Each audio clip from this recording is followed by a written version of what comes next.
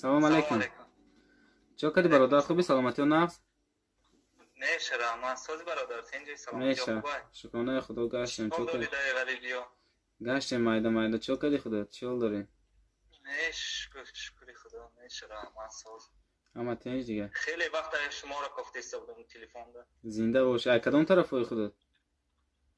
من از طرف رایان دوستی.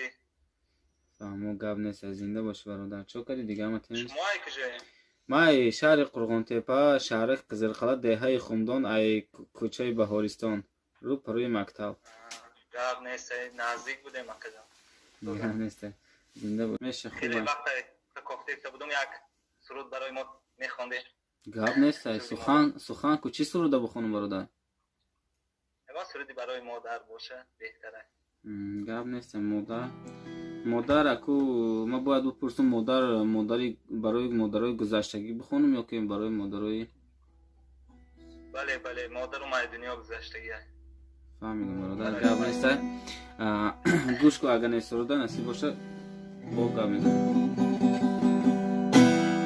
های در خوابو بودم بر جیگرم کارچه رسید، های به دارو شدم با یاد من آچه رسید، های بر کوچه بر آمدم آچه گفتم، های از غمی به آچگی دوستم سوختم، های بر کوچه بر آمدم آچه گفتم، های از غمی به آچگی دوستم سوختم،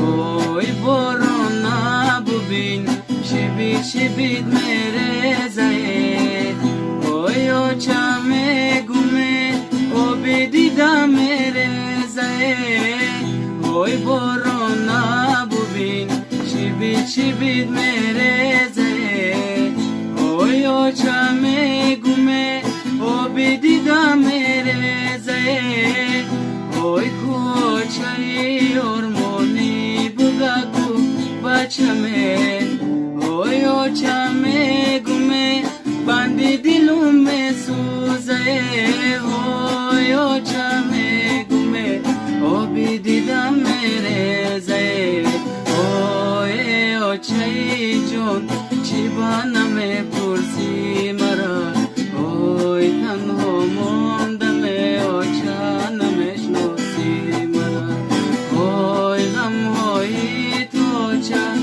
آبم کرده، های زردابی دلم آچه خرابم کرده، های غم های تو آچه آبم کرده، های زردابی دلم آچه خرابم کرده.